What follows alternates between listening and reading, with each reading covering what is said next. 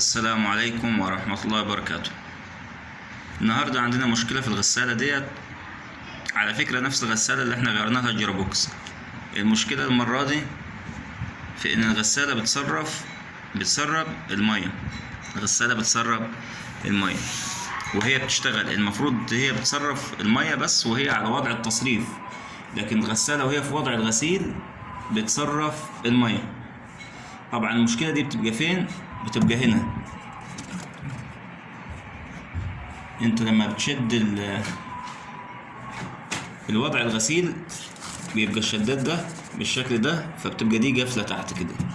لما بتيجي تشغل التصريف فانت دي بتشد فبتصرف المية.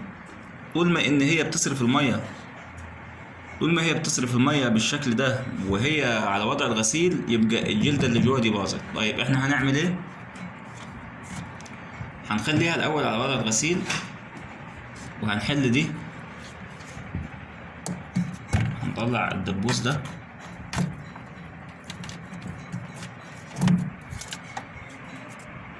وبعدين هنحل الغطا ده. هيطلع معانا بالشكل ده النابض ده، وهتطلع معانا دي. المشكلة هنا في دي عادة بيبقى الوش بتاعها هنا يعني مع الوقت بيبوظ فبيصرف المية منه. احنا بنعمل ايه؟ بنروح نشتري واحدة زي دي، في زي دي كاملة وفي الجلدة دي بس اللي بتتباع. انا اشتريت النهاردة اللي هي ايه، الجزء ده، تمام. واشتريت خرطوم تصريف بدل خرطوم التصريف ده، لان خرطوم التصريف ده اتقطع زي ما انتم شايفين كده وخلاص ما بقيش ينفع. طيب هنغير دي ازاي؟ بنشيل البلاستيكه اللي من جوه ديت اللي هي البيضه، الدراع،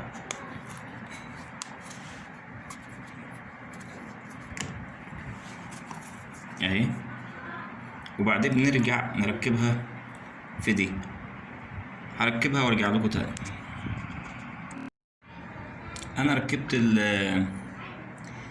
الكاوتشه زي ما انتم شايفين، وهي على فكره بيبقى ليها منيم هنا جوه، يعني بتبقى لازم تتاكد انها ركبت صح. وعشان تتاكد انها ركبت صح ممكن ايه، يعني زي ما انت شايف كده، مثلا لو عملت كده هي مش هتقع. معناها ان الحواف بتاعتها ديت قافله كويس. نحاول ناكد هنا ان مكان ما هتقعد الكاوتشه مفيش اي مشاكل، نضيف يعني، ونركبها بالشكل ده.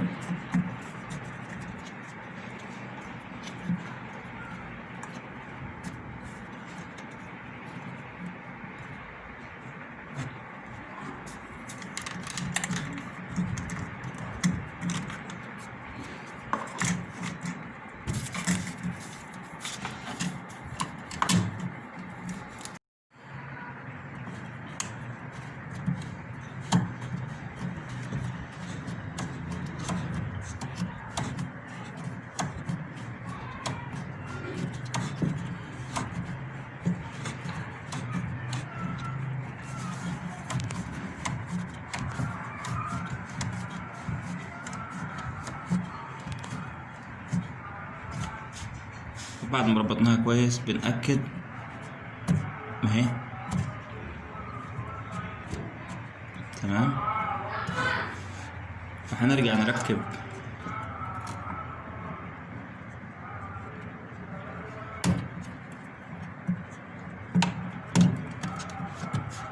كده على وضع الغسيل، كده على وضع التصريف، كده على وضع الغسيل اهي. غسيل قوي او عادي مش فارقه، لكن كده على وضع التصريف زي ما انتم شايفين بتفتح كويس وبتقفل كويس.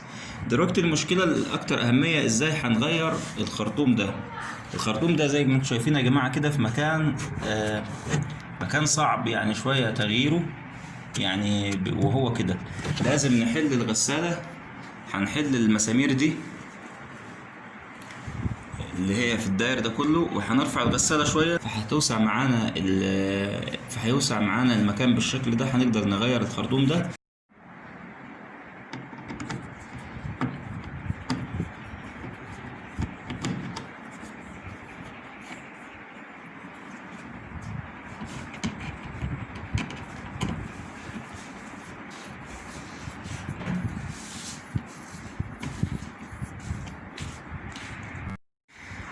بعد ما فكينا مسامير الغسالة وسحبنا شوية كده زي ما عملنا برضو في الجرابوكس، الشوية دول بيدونا ايه مساحة نقدر نشتغل هنا لما يكون في اي مشكلة. زي ما انتم شايفين كده المساحة شوية ايه وسعت، فاقدر اتعامل مع الخرطوم ده واقدر مثلا ايه اغير. ده الخرطوم القديم، مش هنتعب نفسنا في ان احنا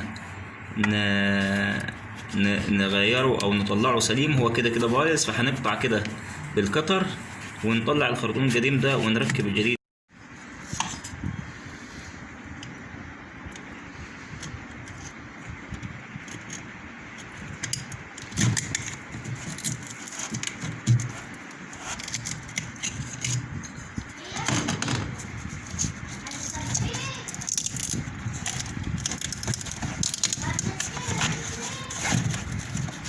الخرطوم القديم اهو طلع بسهولة، مفيش اي مشكلة.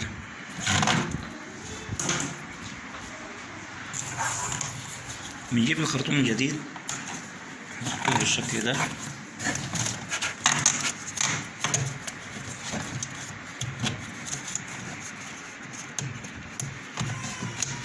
هنركب بالشكل ده. بس طبعا احنا عشان قبل ما هنركب هنحط سيليكون عشان نضمن ان احنا ايه قفلنا تقفيل تمام، مفيش حاجة بعد كده ايه نغيرها. نحط السيليكون وارجع لكم. حطينا السيليكون زي ما انتم شايفين وقفلنا كويس. على فكرة هو الخرطوم مركب يعني يركب شحط بشكل حتى لو ما حطيتش سيليكون ولا اي حاجة ما كانش هيسرب مية، بس زي التأكيد يا جماعة احنا بنعمل كده ليه؟ اللي هو الشغلانه اللي احنا عملناها ديت احنا بنوريكم ان في بعض الاعطال ممكن تعملها في البيت بسهوله، مش محتاج صنايعي. يعني انت مثلا حاجه زي كده هتروح تدور على الصنايعي يقول لك استنى بكره واستنى بعده لغايه ما يجيلك ويعمل لك حوار، تمام؟ انت او انت على فكره يعني هو حتى الموضوع ده ممكن ستات بسهوله تعمله، يعني موضوع مش صعب. فانا بوري حضرتك يعني او حضرتك انك انت ممكن تعملي الحاجه دي بسهوله من غير مشكله من غير تعب، موضوع بسيط. اللي جبناه كله ب20 جنيه، الخرطوم ب10 جنيه، والجلده اللي احنا ركبناها ب10 جنيه. علبه السيليكون قاعده معانا من ضمن الحاجات في البيت، حتى لو مفيش سيليكون ممكن انبوبه امير يا سيدي ب2 جنيه والحال هيمشي يعني. تمام كده احنا قفلنا سيليكون تمام.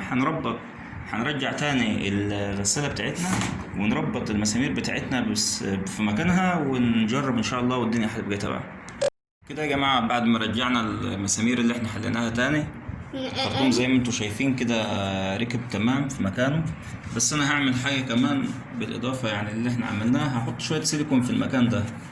ليه يا جماعة؟ الخرطوم عادة لما بيتشد من الحتة دي كده مثلا بيتأثر في المكان ده وبيتقطع عادة هنا، فانا هحط شوية سيليكون في المكان ده على اساس نخلي الخرطوم ايه قدر الامكان يعني ثابت، ما يتحركش في الكوع ده او في التانية دي.